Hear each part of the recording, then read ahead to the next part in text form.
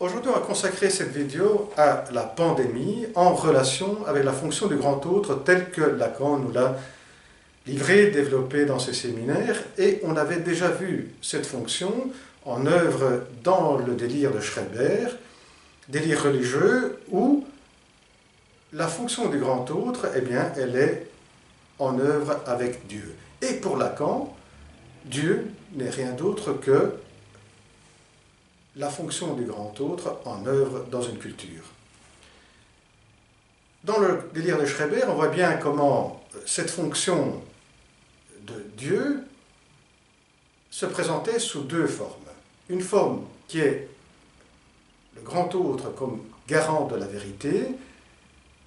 Je dis « tu es ma femme », je reçois de grand autre le message sous forme inversée qui dit « je suis ton homme ».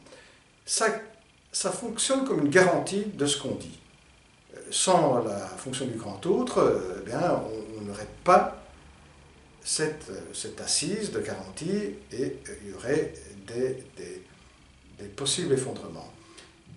Dans la psychose, en cas du délire de Schreber, on voit bien comment la fonction du grand autre comme garant de la vérité est mise en crise et elle perd de sa valeur, et on voit comment concrètement cela fonctionne dans le délire de Schreber, c'est que Dieu ment, lui ment. Dans le quotidien, il y a quelque chose qui se passe, par exemple le médecin qui va ouvrir la fenêtre, il y a de l'air fraîche qui va rentrer. Pour Schreber, ce n'est pas ce que le médecin veut nous dire que c'est utile pour la santé de Schreber, mais il ment car cela sert à le mettre à l'épreuve. Donc il y a cette idée que derrière ce qu'on peut observer qui se passe, ou que ce que je dis ou ce que l'autre me dit, eh bien, il y a un mensonge derrière.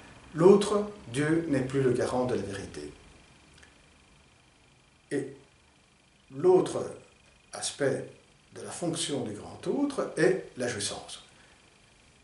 Schreber, il devient, au fil du temps, dépendant complètement de la jouissance de Dieu. C'est-à-dire qu'il doit s'offrir, c'est pour ça qu'il doit se transformer en femme. Il est à la merci de la jouissance de Dieu.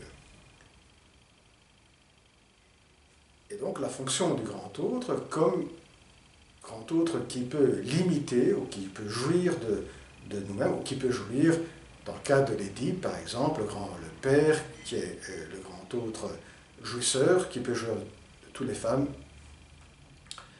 et qui peut aussi jouir de notre corps. Donc le grand autre comme jouisseur limiteur qui peut limiter la jouissance, ou qui peut par contre jouir de ce qu'on est. Et c'est le Dieu d'Abraham qui décidait de la vie ou de mort d'une personne. Lacan nous dit aussi que cette fonction du grand autre qui est en œuvre dans les cultures avec Dieu, dans notre culture occidentale, comme disait Nietzsche, Dieu est mort. Lacan dit oui, il est mort sur certaines formes, donc le grand autre ne va plus se révéler sous la forme de Dieu, et donc dans ce cas-là, oui, Dieu est mort, mais reste inconscient, c'est-à-dire qu'il va prendre la forme, il va se représenter sous une autre forme. Et à l'occurrence, dans notre culture, c'est sous l'habillage de la science. Et soyons plus précis, c'est la science qui nous concerne, la science, que ce soit la science psychologique ou la science de la médecine, vers lesquelles on va s'abriter, on va demander à la fois une garantie de ce qui est correct, pas correct, juste ou pas juste. Donc ce qu'on va penser, on va rechercher une garantie de ce qu'on pense dans les formulations de ces sciences, De même, on va chercher dans les formulations de ces sciences ce qui peut nous amener à jouir ou pas jouir, à limiter ou à amplifier ou à avoir peur de certaines puissances. Et on voit aussi cette connotation presque religieuse, dans le sens que ces sciences dont on vient d'évoquer leur importance reprennent une certaine religiosité, une certaine fonction de Dieu, à la fois par ce qu'on vient de dire et aussi à la fois par les thèmes qui vont nous donner l'impression de pouvoir résoudre, qui est la mort et l'immortalité comme don. C'est-à-dire, à la fois la science, avec ses grandes découvertes, nous fait remettre à plus tard la mort, et a ouvert aussi ce fantasme, qui est le fantasme qui était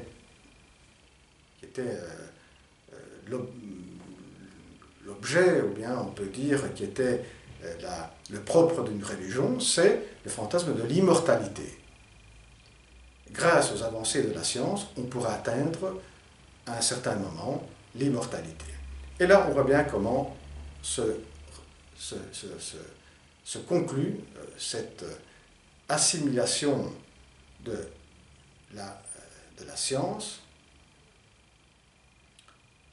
de ce qui était la fonction du grand autre, auparavant pris par Dieu, par la religion. Voyons maintenant, avec cette pandémie, qu'est-ce qui s'est passé? Parce que jusqu'à présent, avant cette pandémie, la science occupait bien cette position, plus ou moins pour plus ou moins une bonne partie de la couche de la population.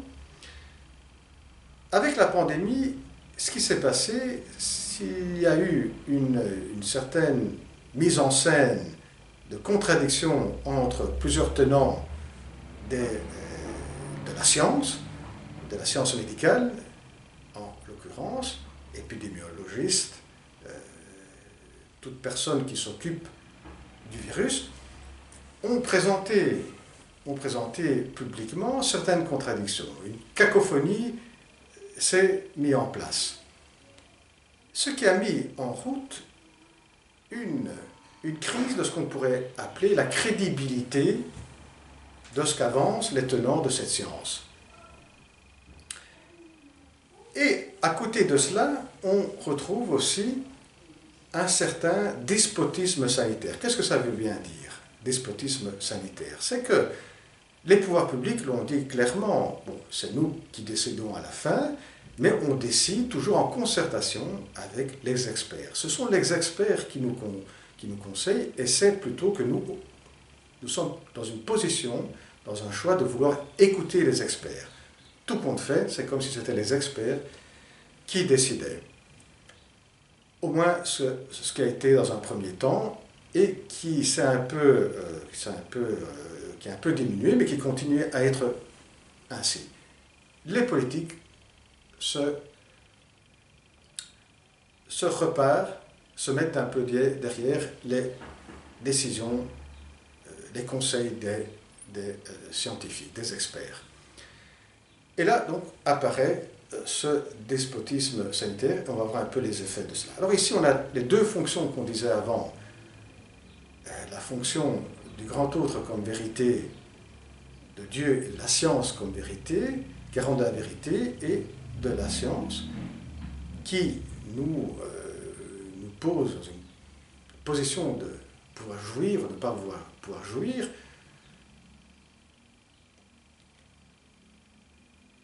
concrètement donné par le despotisme sanitaire.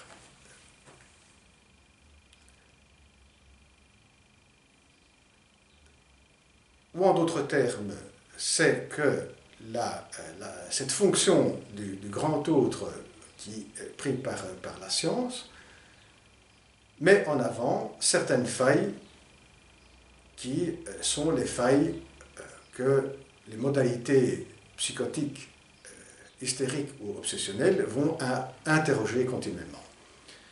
Commençons par la fonction du grand autre, de la science, de Dieu, comme garant de la vérité. En venant moins à cette crédibilité, voilà que sur la modalité psychotique, le grand autre comme garant de la vérité va montrer cette facette qui est le grand autre comme menteur. Et là, on voit bien que depuis le début de la pandémie, il y a eu une prolifération de constructions complotistes assez importantes, qui vont après plus ou moins être acceptées par d'autres modalités de problématiques psychologiques.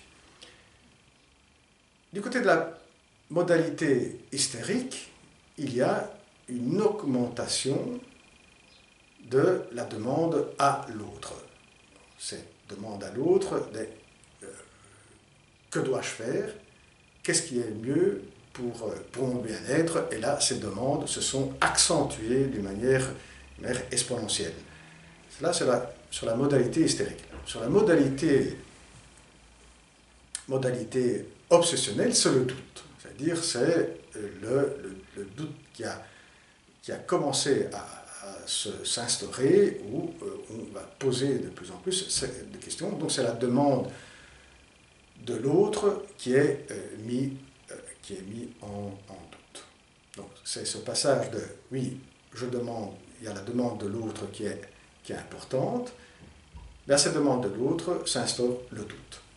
Voyons du côté de la fonction du grand autre comme jouisseur, celui-là qui va aussi nous limiter notre jouissance. Du côté de la modalité psychotique, là se présente le grand autre comme menaçant. Donc cette idée complotiste revêt après un aspect, une forme menaçante, l'autre me veut du mal. Ces idées complotistes, c'est-à-dire ce confinement qui est donc l'émanation du despotisme sanitaire, c'est lui qui décide de ce que je peux jouir ou pas jouir, de mes libertés, limitation de mes libertés, concrètement, de ce que je peux faire, je ne peux pas faire. Là, ces limitations, expliquées d'une manière avec des idées complotistes, vont se présenter comme une menace à mon intégrité, et donc c'est l'autre me veut du mal.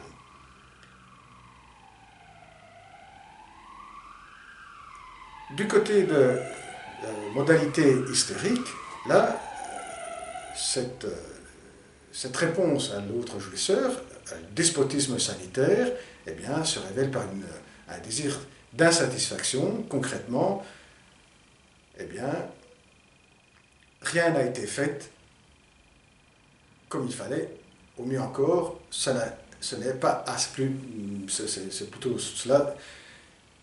Ce qui a été fait n'est pas assez. Donc c'est toujours ce n'est pas assez, ce n'est pas assez, ce n'est pas assez. Tout ce qu'on a fait pendant cet été, ce n'est pas assez. Et là, se multiplie ce désir d'insatisfaction qui se traduit par une insatisfaction à ce qui a été fait et ce qui va être fait.